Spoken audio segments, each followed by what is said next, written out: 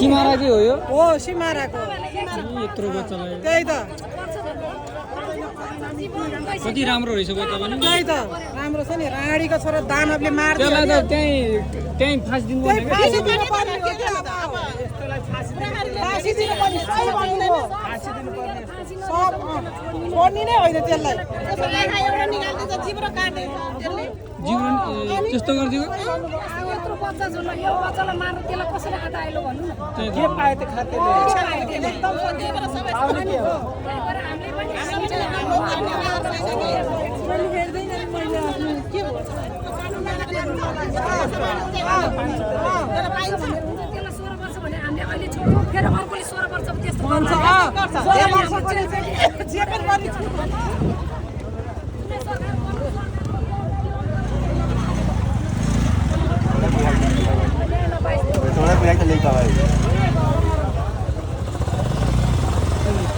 पुरै बन्द छ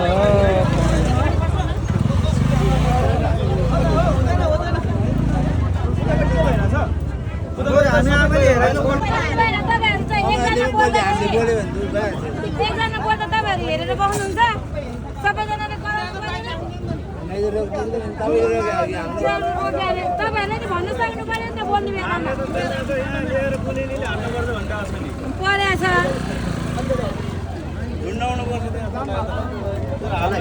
रोक्नु भएन क्या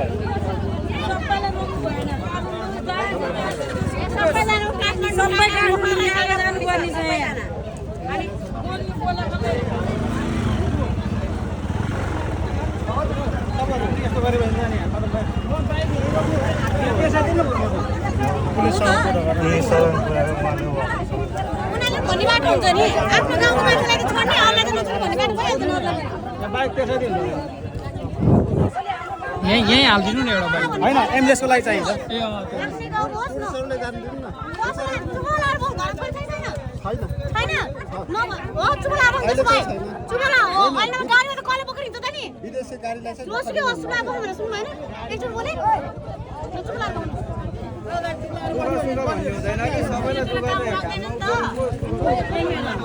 त्यो बच्चा रहेछ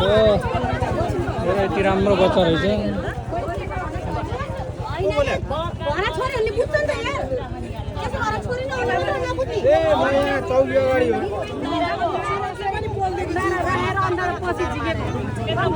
मान्छेले बलात्कार गरेर घाँटीमा डोरी लगाएर झुन्डाएर कमानको बार्ने हो त्यसलाई त्यो 16 वर्ष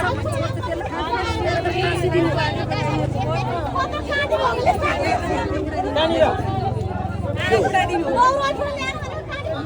भनेपछि आज नखुल्ला जस्तो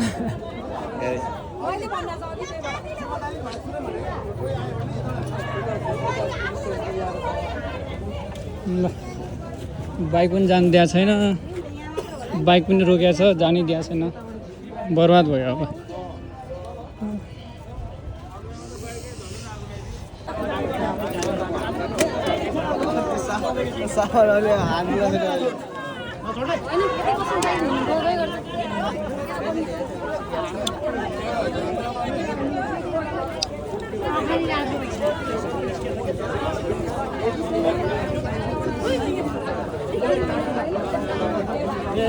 सबैजना उही होइन बाइक देखा हामीले नै हो त यिनीले राख्नु छ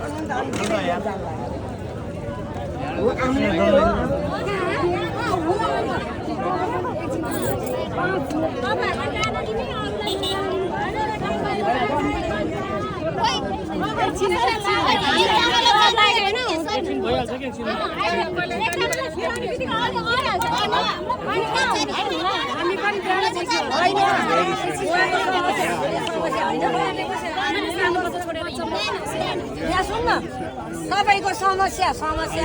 हाम्रो समस्या चाहिँ समस्या होइन समस्या आफ्नो दुःख पोखिराख्नु हाम्रो दुःख कसले सुन्ने तपाईँहरूले सुन्दैन भने कसले सुन्ने धेरै बेर गर्दैन एकछिन 5 मिनेट बस्नु 5 मिनेट हामी पनि रहरले बसेको छैन कति गाह्रो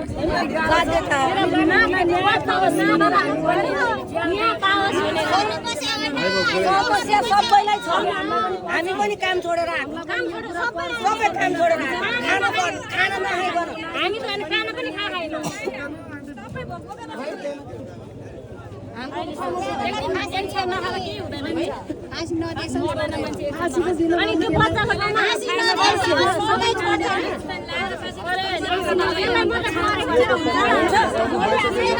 भोलि मलाई पर्दैन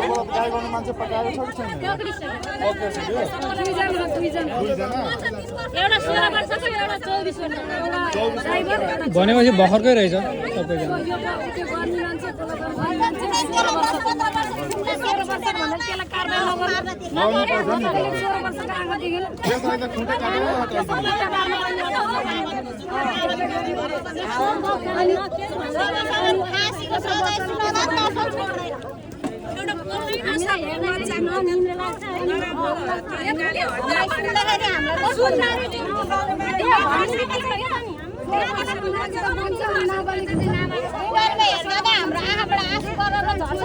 छोरा हो 16 वर्षमा नारी त बरु नाबालिग भोलि नारी त बनाइदिने के अनि मेरो छोराले बलात्कार गरेर आयो मेरो छोरा बचाउनलाई मैले भर्खर 16 वर्ष भनेर हुन्छ र 16 वर्षले त्यो किन गरेन त्यत्रो दिमाग भएकोले 16 वर्ष भन्छ 16 वर्षले फेरि अर्को चोटी अब त पानी लागिसक्यो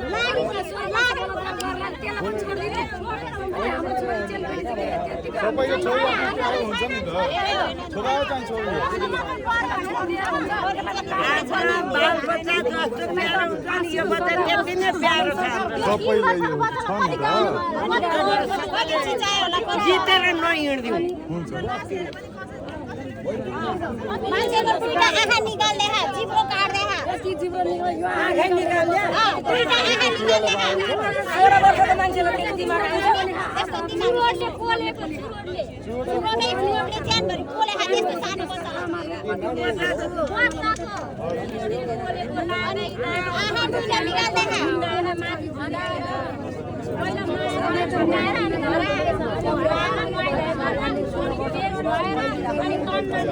त्यसलाई 16 वर्ष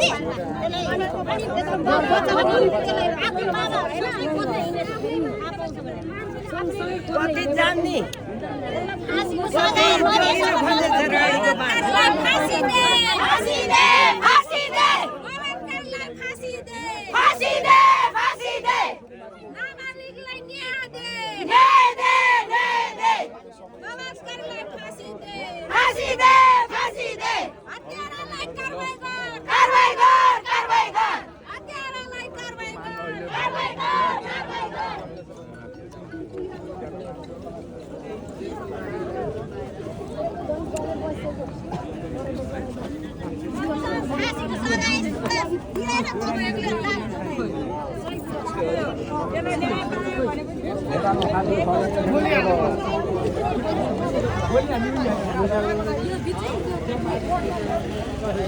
यो पढाउने के भने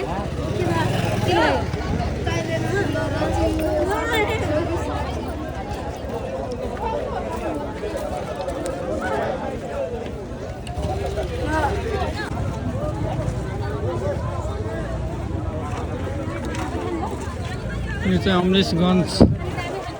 प्रहरी कार्यालय 12 को अगाडि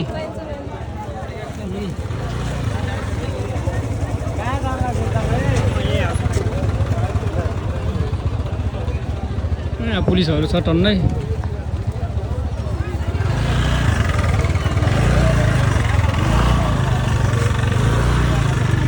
बाइक पनि जान्दिएको छैन सब रोकिदिएको छ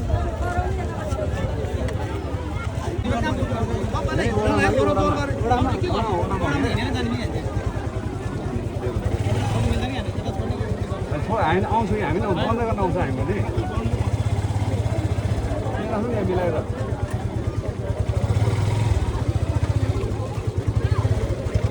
बाइकलाई पनि जानै दिएको छ